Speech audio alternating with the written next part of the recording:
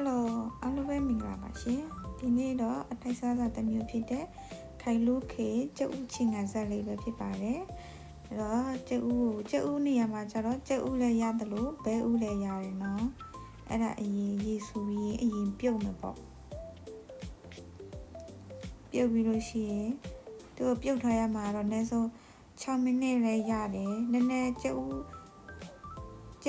က်လေးဆိုရင်တော့10မိနစ်လောက်ဆိုရင်စင်ပြေတယ်ပေါ့သူကတော့6မိနစ်ပဲဆိုတော့ကြက်ပြီပေါ့နော်ကြက်ပြီဆိုရင်ရေလေးနဲ့ထည့်ထားလိုက်တယ်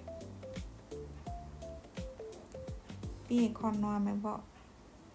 လွယ်လေးပဲတကယ်ကြီးတော့ကျုပ်ဦးချင်းငယ်ဆက်ပေါ့အချိုးရဲ့အချင်းရဲ့ပေါ့အချိုးချင်းလေးပေါ့အရင်ဆောက်ကောင်းတယ်ကျုပ်မရှိရင်ကျုပ်ဦးလို့ရတယ်ဘဲဦးလည်းလုပ်လို့ရတယ်နော်အဲ့ဒါခေါ်နှွားလက်စင်လို့ပြီးသွားပြီပြီးတော့ဆိုရင်သူ့ထဲမှာပါဝဲတဲ့ပစ္စည်းကတော့ဒါသူ့ကိုပြင်မဲ့ကြက်တော့ပါမယ်ငရုတ်6ပါမယ်ပြီးတော့နန်းပင်ပါတယ်နော်အဲ့ဒါကြက်တော့အရင်နှီးမယ်ကြက်တော့လေးခါတာတော့ကြက်တော့ကြော်ဖို့ပေါ့ပြီးရင်အိုးတက်ပြီးတော့အိုးပူလို့ရှိရင်စီထည့်မယ်စီရတော့နည်းနည်းမများလေးထည့်ရင်ပိုကောင်းတော့ဗောနော်ဘာလို့ဆိုတော့ကျုပ်ဦးကြော်တဲ့ချီကြရင်အိုးမှာမကတ်အောင်ပေါ့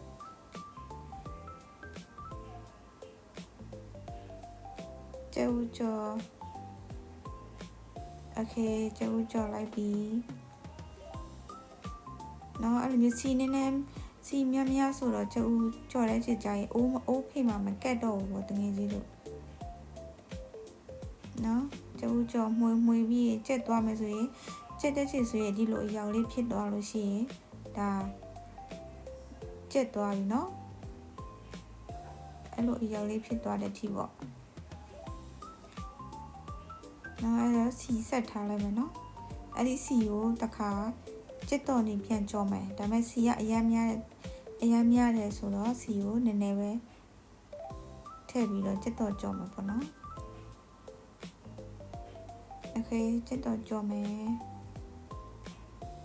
ကျက်တော့ကြော်တာတော့လွယ်ပဲတငယ်ကြီးတို့အကုန်လုံးသိရနော်ကျက်တော့ကြော်တာတော့စီပူပြီးဆိုရင်ကျက်တော့ထက်စီမပူဘဲနဲ့တော့ထည့်လို့မရဘူးနော်ကျက်တော့စီပူအောင်ထားပြီးတော့ထည့်ပေါ့နော်ဝယ်ပြီးတော့ကျက်တော့အယောင်လေးအမြုပ်လေးတွေအဲ့ဒီအမြုပ်လေးခန်းသွားတဲ့အထိပေါ့နော်အယောင်လေးကြီးလာတဲ့အထိကဲဒီလိုမျိုးဆိုရင်အရာလောက်ပြီနော်ဒါဆိုရင်ကျက်သွားပြီစားကောင်းတယ်နော်ကျက်ဦးကြော်တို့ကျက်ဦးပြုတ်တို့စားနေတဲ့စားဝေးချနေတဲ့တူတွေလည်းစားလို့ရတယ်နော်ဝေးချနေတဲ့တူတွေပိုးစင်ပြီးတယ်စားလို့ကောင်းတယ်သူကသူ့တမျိုးတည်းနဲ့လည်းဟင်းပြီးသွားတယ်နော်ကျက်တော့ကြော်ပြီးတော့ငရုတ်တီ6ဦးကြော်မယ်နော်ငရုတ်တီ6လေးချိုးပြီးလို့ရှိရင်သမင်းစားလိုက်အရန်ကောင်းတယ်တကယ်ကြီးတို့အရန်ကောင်းတဲ့ဟင်းမိုးလေးတစ်ပွဲပဲเนาะဒါလည်းဆိုကြတော့ထိုင်းလိုကြတော့ခိုင်လုခေလို့ခေါ်တယ်အဲ့တော့ကိုရီးယားကြတော့ကျုပ်ဦးသူ့ထဲမှာပါတာအချိုးအချင်းအရသာပေါ့အဲ့လိုပါတယ်เนาะဒါဆိုပြီးသွားပြီဆိုရင်တကြားထည့်မယ်တကြားကြတော့ကိုစီပီတဲ့တကြားကိုထည့်လို့ရတယ်เนาะသူတို့ထိုင်းကြတော့နန်းတပီတောင်းတယ်เนาะသူတို့ကကြပြီးတော့ငံပြားကြီးသူကနေစောထည့်တယ်ပေါ့ပြီးတော့ဒါကြတော့မကြီးကြီးเนาะဒါမကြီးအကြီးရကြတော့အသစ်ရှိတယ်အလူလေးကြတော့အသစ်တော့ပေါ့ဒါပေမဲ့မကြီးမက်ပဲရှိရင်ကိုရီနဲ့ဖြော်ပြီးတော့ထည့်လို့ရတယ်เนาะ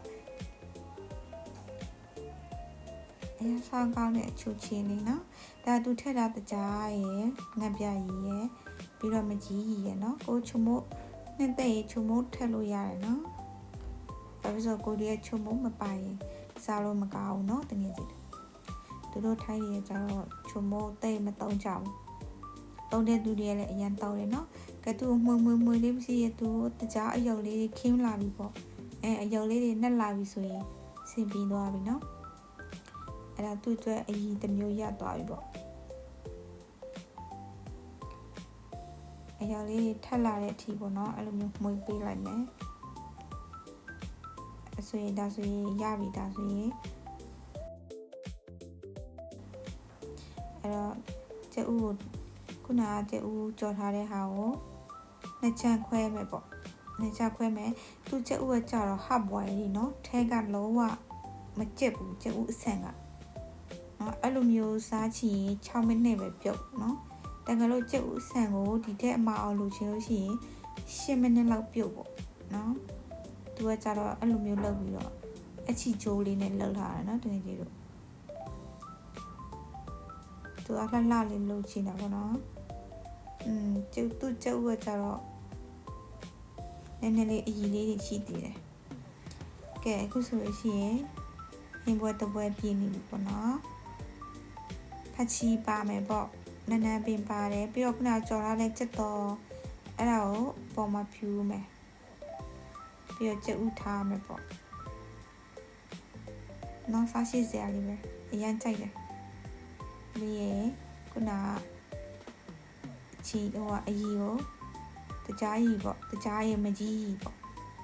ဆန်းလိုက်မယ်နော်လဲလောက်စားကြည့်တကယ်ကြီးတို့လွယ်လွယ်လေးပဲอร่อยมากနာအခုဆိုရင်အရန်ကောင်းတဲ့ဟင်းပွဲတစ်ပွဲရသွားပြီပေါ့နော်တကယ်ကြီးတို့လဲလောက်စားကြည့်နော်အရန်စားကောင်းတယ်အရန်ကောင်းတယ်နော်โอเคအားလုံးပဲမင်္ဂလာပါရှင်ကျေးဇူးတင်ပါတယ်